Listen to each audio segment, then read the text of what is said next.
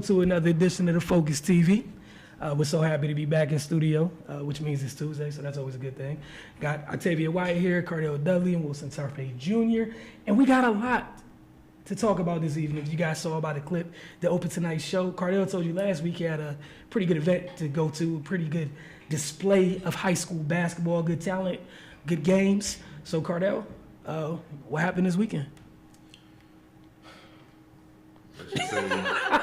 We gonna start with a sign? I'm just trying to be nice, man. Let's just say the WCAC. Why they the WCAC? Okay. They basically swept the BCL. Charm City Challenge is what they call it. It's actually a historical event. Went away for a few years. Came back last year. Back in the day, it was one of the main high school tournaments in the country. You know, alumni Tracy McGrady, Rasheed Wallace, guys like that, Felipe Lopez. Went to St. John's, all that. So, you know, it was a great time. I had a great time, a lot of great competition, but, you know, the WCFC proved why they're considered the best high school conference in the country. The first game, Loyola Blakefield and Bishop Ireton were tied 59 with about 14 seconds left. Bishop Ireton guard Jack Cooper found Ethan Lynch in the corner. He was looking for the three. They closed out well, took away the three. He drove. Went over, went through. Basically at the same time, three defenders hit the game-winning shots, and Bishop Ireton won 61-59. Moving forward, definitely keep an eye on Loyola Blakefield, junior 6'7" guard and forward, Mitch Fisher. Just spoke about Ethan Lynch from Bishop Ireton, and senior point guard Jay Cooper. You know, those are guys you'll be seeing at the college level for sure. The second game, St. John's, you know, pretty much just from start to finish, jumped on St. Vincent Pilati and won the game 52-35. Senior guard and Virginia commit Casey Morzell, you know, he didn't really perform up to his standard. He didn't shoot well. He played great defense in every other aspect, but he didn't shoot well. But juniors Darius Maddox and Ishmael Leggett stepped up. They combined for 32, St. John's 52 points, and, you know, they cruised. The thing that jumped out to me was St. John's defense, their team defense. They swarmed all game.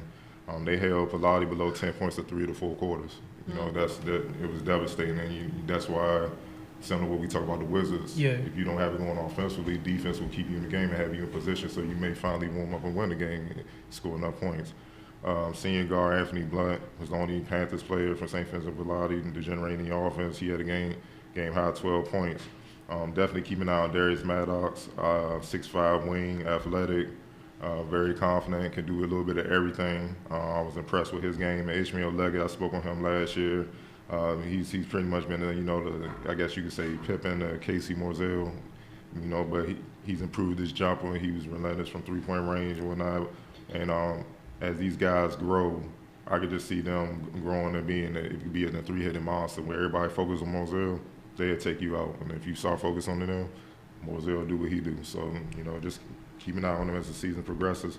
Honestly, the matchup that generated the most hype was Baltimore Power St. Francis taking on Paul VI.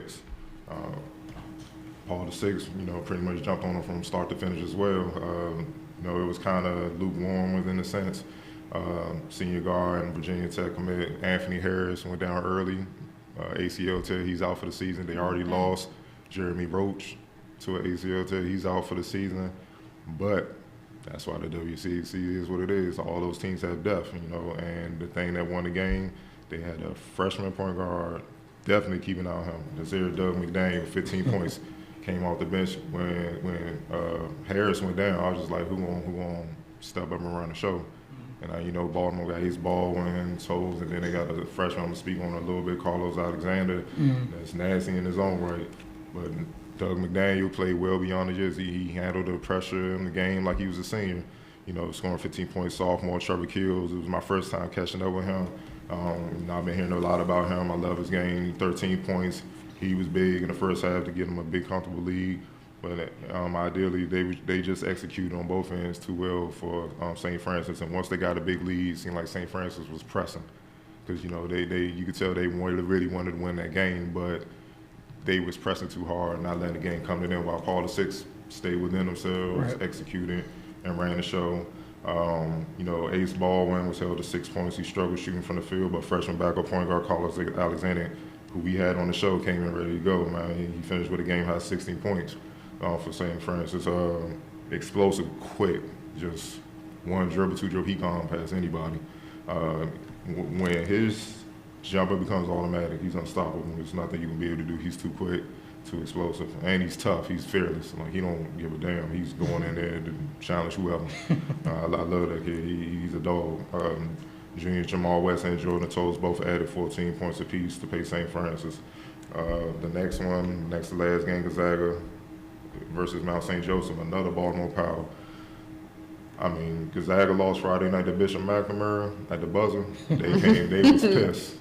They blew out Mount St. Joseph about 40, 76 to 36. It was a thorough beatdown. It ain't even much to say, man. Terrence Williams had 16 points, and Miles Sue added 10 points. They held Mount St. Joe's senior guard LSU commit, who's one of the top scorers in all the high school basketball in the country. James Bishop held him to 7 points. They were all over him from start to finish, and Steve Turner walked past. They was out talking to him. They like, man, it's like that. He's like, man, we took one last night. Somebody had to pay today. It's just as simple as that. So just happened to be you're supposed to bounce back. Yeah, respect. And then the headliner, DeMatha versus St. Maria Goretti, who has a stacked team, talented team. DeMatha just kept on carrying on the momentum from last season, winning the WCAC championship. They won 77-56. They were led by 7'1" junior center Hunter Dickinson, who had 21 points, did it inside out.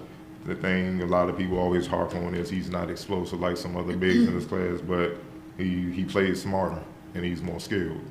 And to go along with that size, it's a hard combination to deal with, especially at the high school level. Man, he dropping passes, back doors, hitting 3-pointers. He had 3-3-pointers, contested, wide open, setting screens, rebounding, tip-ins. I saw the chase down block. The chase down block, the hustle plays, man. He did it all. It's the reason why he's the best center in the area.